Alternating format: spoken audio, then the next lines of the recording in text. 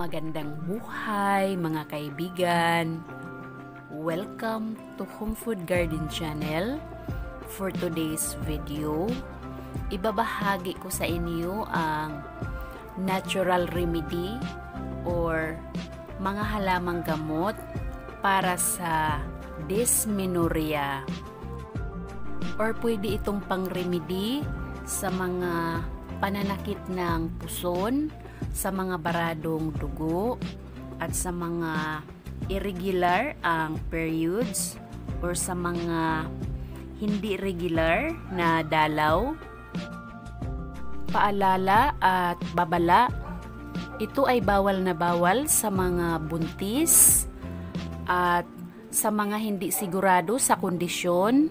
Mas maigi na mag-PT or pregnancy test or magpakonsulta sa mga doktor.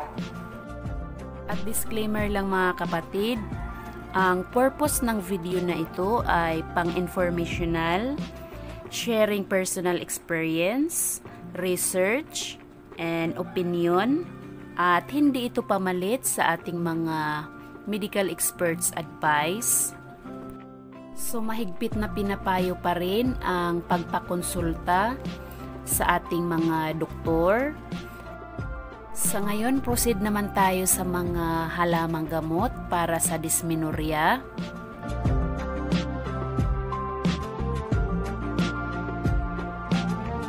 Number 1, serpentina. So ang serpentina ay isa sa pinaka-epektibo na halamang gamot para sa dysmenorrhea or sa mga irregular menstruation. Dahil ang serpentina ay nakakatulong pang palabnaw or pangtunaw ng namumuo or baradong dugo, at nakakatulong din ito panglinis ng matres, at nakakatulong din ito makagamot sa mga infection dahil meron itong natural na antibiotic. So, paano nga ba kinukonsume or ginagamit ang serpentina? Maaari itong i-consume na powder at pwede ring pakuluan or i-blender at inumin ang katas. So, gumamit lang ng 10 dahon pataas, or kapag mas marami, mas potent ang epekto. At sa mga walang tanim na serpentina, meron na ring nabibiling serpentina capsules sa market. So, inumin ito 3 beses sa isang araw sa loob ng 1 buwan. Ang serpentina ay mayroon ding kaakibat na side effects. So, pwede itong maging sanhi ng anemia, bleeding, or problema sa atay. So, ang paggamit ng serpentina as halamang gamot ay dapat hindi lalagpas ng 3 months para maiwasan ang possible side effects.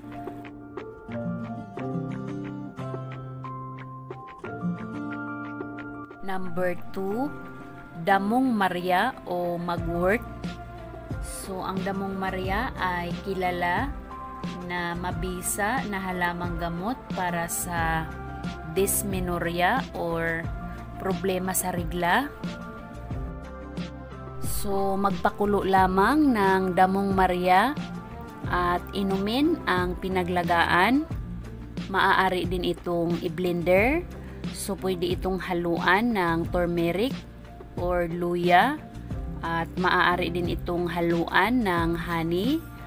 So, inumin ito 3 times a day kada bago kumain, at gawin ito sa loob ng 1 buwan. Ang damong Maria ay mayroon ding kaakibat na side effects.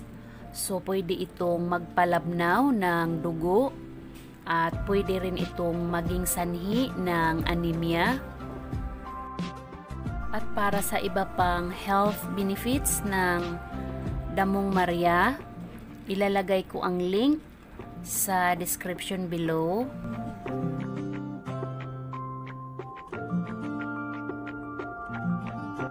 Three, aloe vera. So ang aloe vera ay nakakatulong para ma-regulate ang menstruation naturally, or nakakatulong ito para maging normal ang regla. So, paano ba kinukonsume or ginagamit ang aloe vera? Ito ay kinukulek ang gel or ginagawang juice, at maaari din itong haluan ng honey or sugar at inumin bago kumain sa umaga at bago matulog sa gabi. Bagamat ang aloe vera ay isang halamang gamot, ito ay pwede ring mag-cause ng negative effect sa katawan. So, pwede itong maging sanhi ng problema sa kidney, at pwede rin itong mag-cause ng pagbaba ng potassium kapag ito ay ginamit sa mataas na doses sa mahabang panahon. At para sa iba pang health benefits ng aloe vera, ilalagay ko ang link sa description below.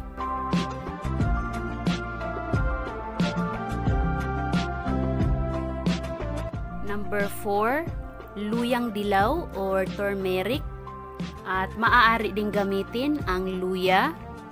So dahil sa anti-inflammatory effect ng luya, ito ay nakakatulong para maibsan ang pananakit ng puson or cramps, at nakakatulong din ito para ma-relax ang muscles at maiwasan ang pananakit ng uterus contractions.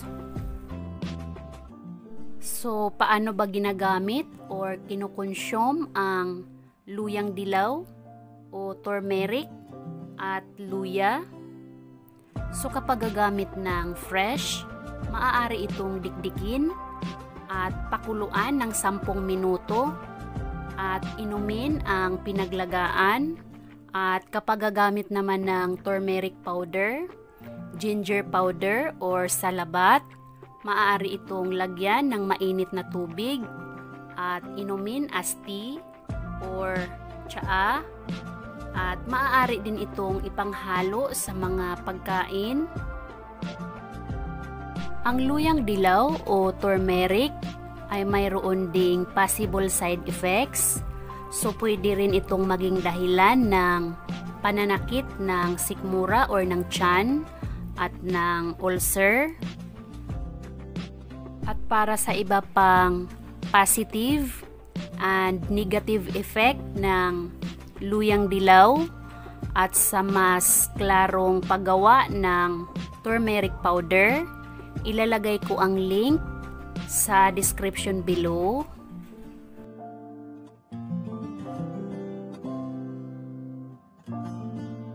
Number 5, mayana. Ang mayana ay kilala na mabisang halamang gamot para sa problema sa rigla or pamparigla. So, similar sa serpentina, ang mayana ay nakakatulong din pang palabnaw or pangpatunaw ng namumuong dugo or baradong dugo, at nakakatulong din ito makalinis ng matres, at meron din itong natural na antibiotic. So, ang ginagamit naman dito ay ang ugat at ang dahon. So, maaari itong pakuluan at inumin ang katas or pinaglagaan. Ang mayana ay mayroon ding possible negative effect sa katawan. So, pwede itong magpalala sa mga may sakit sa puso, at pwede rin itong maging sanhi ng anemia, at nagkukos din ito or possible din itong mag-cause ng bleeding or hemorrhage. At para sa iba pang benefits and side effects ng mayana at kung paano ang paggawa ng herbal syrup gamit ang mayana, ilalagay ko ang link sa description below.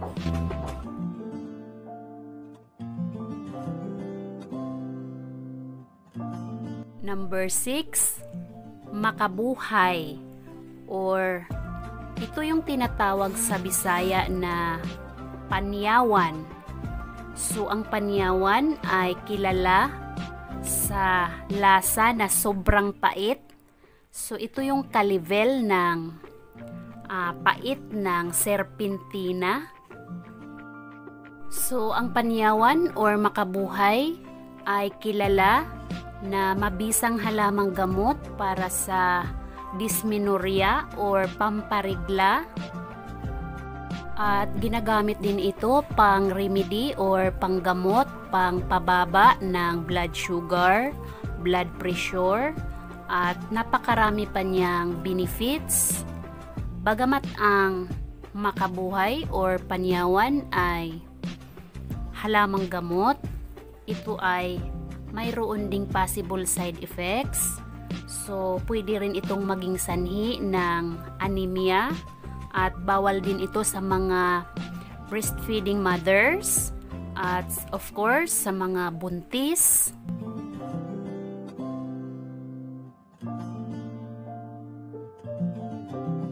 Number 7, mahogany seeds or sky fruits. So, ang mahogany ay kilala na pamparigla or ginagamit ito as natural remedy para sa dysmenorrhea, at kilala din ito na ginagamit pang gamot or natural remedy para sa diabetes. Ngunit ang mahogany seeds ay mayroong seryoso or malala na possible side effects or negative effects sa katawan.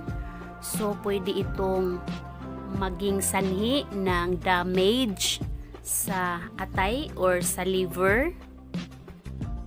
So, I suggest na mamili na lang tayo sa mga naunang nabanggit na mas safe. So, para makaiwas tayo sa possible side effects ng mahogany seeds.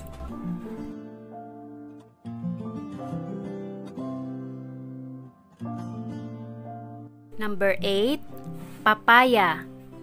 So, ang papaya ay ginagamit as natural remedy para sa dysmenorrhea or problema sa rigla, at pwede itong gamitin na hilaw, at pwede ring gamitin ang dahon ng papaya. So, ang ginagawa dito is pakuluan or ilaga at inumin as tea or tsaa. At paalala lang mga kapatid, ito ay bawal na bawal sa mga buntis, at dagdag ko lang, ang mga halamang gamot ay posible lang silang makatulong sa ating mga karamdaman, ngunit hindi sapat para pagalingin ang ating mga sakit. So, mahalaga pa rin na samahan natin ng self-discipline, healthy lifestyle, healthy diet, at kailangan lagi tayong nagdadasal, at mahalaga pa rin ang pagpakonsulta para alam natin ang ating kondisyon. So, ayan lang for now. Sana ang video na ito ay makatulong sa inyo at ma-inspire kayo magtanim ng mga useful plants like herbal, gulay, kahit sa maliit na space. At sana marami pa sa atin ang mag-participate sa reduce, reuse, recycle para makatulong tayo sa Mother Earth, mabawasan ang plastic waste. Before I end this video, shout out to kapatid Girly and Zero. At sa mga interested sa ganitong topic or content, please consider subscribing or follow my Facebook page. Maraming salamat sa panunood. And God bless us all.